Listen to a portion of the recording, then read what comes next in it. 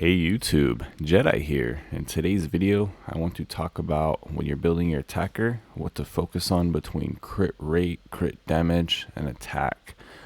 So I got some screenshots. I ran some testing in Temporal Vortex here, and I'm going to show you the way I tested them. Some of this is just going to come down to artifact as well, so it's a little bit into that, so take it with what you will. This is going to be more for early game to mid game player advice. This is going to change when it comes to late game because gearing is going to get much better with legendary gear. So let's get into it. I'm going to have a few different setups that I use. I'm going to show you guys the setups and then the screenshots. So for this one, this is the crit rate / crit damage build along with quite a bit of attack. So you'll see here, the goal was to try to get 75% crit rate. Didn't quite hit it. Got 130% crit damage and plenty attack. We did that through crit rate gloves, attack chest, and the horseshoe up here giving us attack and crit damage. And then for these two, we focused on trying to get some crit rate substat, which we got the best of what we could get with it. So that's going to be the screenshots for the crit rate, crit damage combo. Now we have another one that is pure crit rate, so we replace this with the arcane music box here. So with that being said, the arcane music box gives you bonus damage if you have a shield. He does not have a shield at all during this fight, so he's not getting that bonus.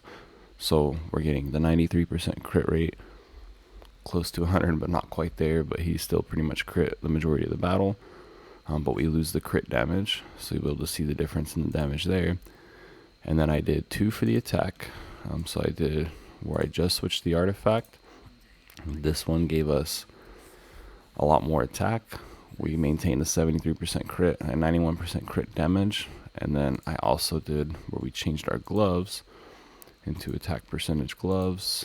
I forget exactly which ones we used. I believe that I used these and then I replaced the helmet here. And then our attack was almost 4,000, but then we had no crit rate and a little bit of crit damage. So what I'm going to do is I'm going to start running my normal setup. Let my guys do Vortex while we go over those screenshots, and I'll show you what the test results were for this.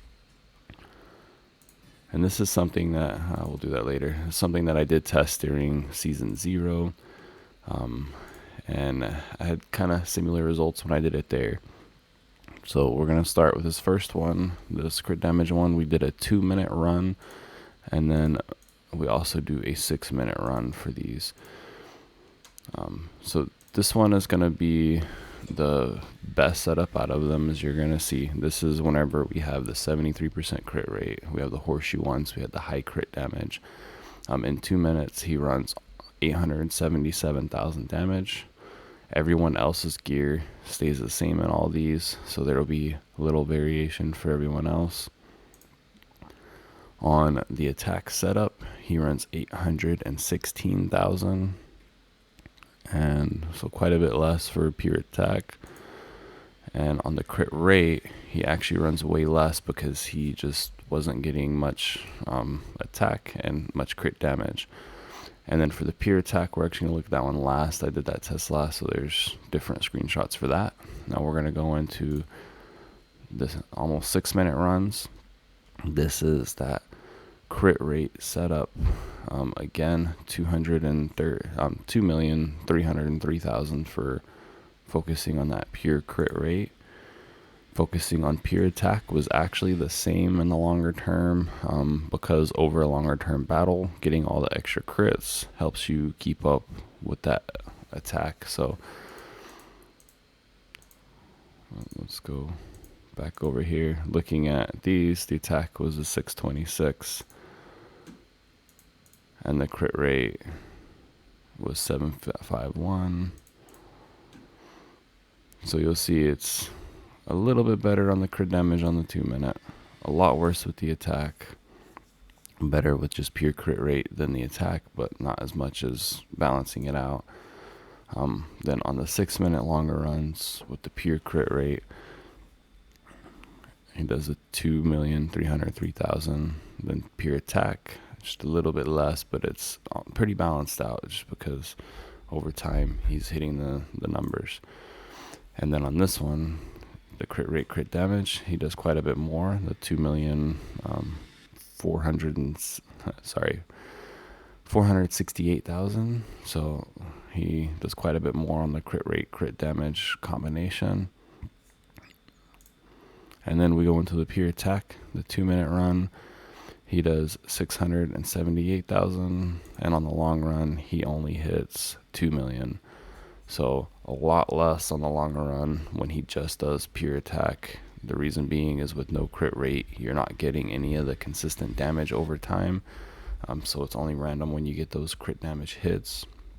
So when you're building your champions, I would definitely say that you need to focus on an early game when you don't have any epic gear at all. Focus on pure attack for your damage dealer. And mid game, you want that balance in your champion. Go back into here where you're doing a mix of crit rate, crit damage. I would say with epic gear, given what you're going to have on it, your best balance is going to be to shoot for about 70 to 80% crit rate. And then once you hit 70 to 80% crit rate, then focus on your attack and crit damage. I think for damage dealers, mid-game, somewhere around that 2,800 attack is good. And then the rest going into crit damage. That way you get more consistent numbers out of your damage dealers. And this is also all going to depend on the area you want to use your damage dealer in. So for something like Temporal Vortex or boss fights that are longer term, you want more consistent damage, which means you need to push the crit rate up just a bit more. Worry about that a little bit more than you worry about your attack, your crit rate and crit damage. And then if you're doing shorter battles, so you're doing stuff like Feywilds where you need a burst attack and you need heavy damage, you can actually lower your crit rate and do more attack. And the reason being is if you have something where you like need to wipe a team out before they can use their specials, if you get lucky, you wipe them out in Feywilds. If not, you just restart the battle, and then the next one, hopefully you hit that crit and you can wipe them out. I used that strategy some in last season to get through some of the waves so that I would have a damage dealer who does massive damage, but his crit rate was like 50%. And then sometimes I would miss that crit rate, have to restart the battle, then he would kill him the next round, which happens. But for boss battles, you definitely want it to be more consistent. You don't want to rely any on luck. And then on your arena, I'm not super great at PvP, so I'm not the best to take advice from there, but I would say that you definitely want a really good consistent damage in that. So for mid game, probably focusing it the same as you're focusing your bosses. Whatever your gear you're using is probably going to work out for you in PvP. And then once you hit your legendary gear late game, then you can focus on trying to do something more like 90 to 100% crit rate, and then pushing up your attack towards the 4,000 and your crit damage towards like 150, 180 type of thing. But for mid game, I would say that these are pretty good stats. It's not a huge difference as you see overall whenever you're looking at the screenshots, other than if you do pure attack versus having a little bit of crit rate in there. So I would say for mid game, if you can't get a good balance, it's okay. Don't worry too much about it. I would focus more on pushing your account to where you're farming legendary gear, and then that way you can optimize it better. Once I have plenty of decent legendary gear, which is going to take a while, I've been farming it and I have no good chest or gloves, so it's going to take a while. But once I have some good legendary gear, I will revisit this and show you guys on the higher end those differences, which it is a bigger difference when you're talking more end-game account and using legendary gear level 100 champions versus mid-game account. Mid-game you see slight differences. Over longer term battles you start seeing a bigger difference, and then end game you definitely see a bigger difference because there's going to be a lot bigger damage difference in it. So for mid-game players, don't worry as much about it. I just wanted to go over these screenshots, hope it helps out. Got some links in the description for you guys to check out if you don't play the game. Got the link for it, got the Discord. If you have questions and need help, jump in there. And hey, y'all have a good one.